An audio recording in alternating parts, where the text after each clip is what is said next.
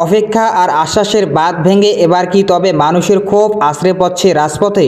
লক্ষ্মীর ভাণ্ডার বন্ধ হওয়ার পর ভেবেছিলেন নতুন প্রকল্প অন্নপূর্ণা ভাণ্ডারের টাকা অন্তত মাসের শুরুতেই ব্যাঙ্ক অ্যাকাউন্টে ঢুকে যাবে, কিন্তু 1 তারিখ গেল, 10 তারিখ গেল, আজ মাসের মাঝখানে দাঁড়িয়েও লাখ লাখ মায়ের ব্যাঙ্ক অ্যাকাউন্ট একদম ফাঁকা। ফোনে অ্যাপ খুলে বারবার রিসেন্ট ট্রানজ্যাকশন চেক করছে, ব্যাংকের লাইনে ঘন্টার পর ঘন্টা দাঁড়িয়ে থাকছেন, কিন্তু কোনো বার্তাই দেখা যাচ্ছে না। চারিদিকে এখন একটাই প্রশ্ন, টাকা কোথায় গেল? সাধারণ মানুষ যখন ক্ষোভে ফুঁসছেন, তখন কেন নিশ্চুপ প্রশাসন?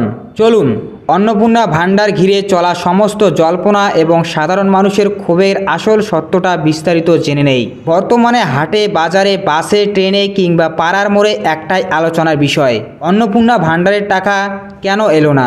মানুষ প্রচণ্ড ক্ষুব্ধ, কারণ 1000 বা 3000 টাকা অনেক উচ্চবিত্তর কাছে সামান্য হতে পারে, কিন্তু একটি মধ্যবিত্ত ও দারিদ্র পরিবারের ক্ষেত্রে এই টাকা দিয়ে বয়স্কদের ওষুধ কেনা হয়, বাচ্চাদের পড়াশোনার খরচ চালানো হয় বা মাসের রেশন তোলা হয়।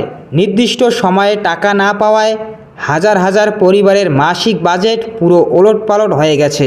নির্বাচনের সময় এবং সরকার গড়ার পর বড় বড় ভাষণ দিয়ে আশ্বাস দেওয়া হয়েছিল যে প্রতিটি যোগ্য নারী এই টাকা পাবে, কিন্তু বাস্তবায়নের সময় দেখা যাচ্ছে হাজার হাজার নিয়মকানুন চাপিয়ে সাধারণ মানুষকে ঘোরানো হচ্ছে। টাকা কেন আসছে না সে বিষয়ে সরকার আর প্রশাসন পক্ষ থেকে স্পষ্ট কোনো প্রেস কনফারেন্স বা নোটিশ জারি করা হয়নি। এই নীরবতায় মানুষের রাগ ও ক্ষোভকে দ্বিগুণ বাড়িয়ে দিচ্ছে। ক্ষোভের সবচেয়ে বড় আগুনটা জ্বলছে প্রযুক্তিগত ও আমলাতান্ত্রিক গাফিলতিকে কেন্দ্র করে। একজন সাধারণ মানুষ যখন নিজের সাইবার ক্যাফেতে গিয়ে মোবাইল স্ট্যাটাস চেক করছে, তখন বড় বড় অক্ষরে লেখা উঠছে রিজেক্টেড বা বাতিল। সেই উদ্যোগে দিশেহারা হয়ে মানুষ যখন নিজের কাজকর্ম ফেলে পঞ্চায়েত, পুরসভা, বিডিও অফিসে ছুটছেন, তখন সেখানে আধিকারিকরা পোর্টাল চেক করে বলছেন আপনার আবেদন তো অ্যাপ্রুভ হয়ে আছে।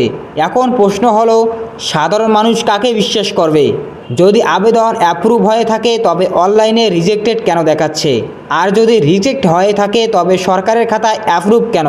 আমলা ও আধিকারিকদের এই সমন্বয়হীনতার বলি হচ্ছে আম জনতা। তবে ব্যাকগ্রাউন্ডে কি চলছে? সূত্রের খবর, মে ও জুন মাসের অনলাইন ও অফলাইন মিলে লাখ লাখ ফর্ম জমা পড়ার পর এখন চলছে কঠোর ডাটা ফিল্টারিং। যেসব আশা ও অঙ্গনারী কর্মীদের ভাতা, বেতন সম্প্রতি কিছুটা বাড়ানো হয়েছে, অন্নপূর্ণা ভাণ্ডারের 3000 টাকার তালিকা থেকে তাদের নাম ছেঁটে ফেলা হচ্ছে। একই পরিবারের একাধিক মহিলা থাকলে বা নির্দিষ্ট আয়ের চেয়ে বেশি আয় থাকলে তাদের রিজেক্ট করা হচ্ছে। আধার ভেরিফিকেশন এবং ফোন কলের মাধ্যমে ভেরিফিকেশনের কথা বলা হলেও বাস্তবে 80% মানুষের কাছে কোনো ফোন কল বা বিডিও অফিসের প্রতিনিধি পৌঁছয়নি। ফলে আন্ডার প্রসেস এর খাতায় আটকে রয়েছে হাজার হাজার আবেদন। তাহলে কি অন্নপূর্ণা ভাণ্ডারের টাকা আর কোনোভাবেই পাওয়া যাবে না? জল্পনা যাই থাকুক, প্রশাসনিক সূত্রের কিছু খবর অনুযায়ী সমস্ত ডাটা রিভেরিফিকেশন কাজ শেষ করে আগামী 16 আগস্টের মধ্যে প্রথম দফার যোগ্য উপভোক্তাদের অ্যাকাউন্টে টাকা পাঠানোর প্রক্রিয়া শুরু হতে পারে।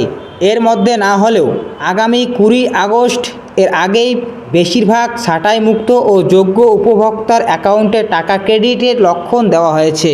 তবে মানুষের দাবি একটাই, প্রশাসন কোনো লুকোচুপি না করে একটি সুস্পষ্ট বিজ্ঞপ্তি প্রকাশ করুক এবং স্পষ্ট জানিয়ে দিক ঠিক কারা এই টাকা পাওয়ার যোগ্য আর কারা পাওয়ার যোগ্য না।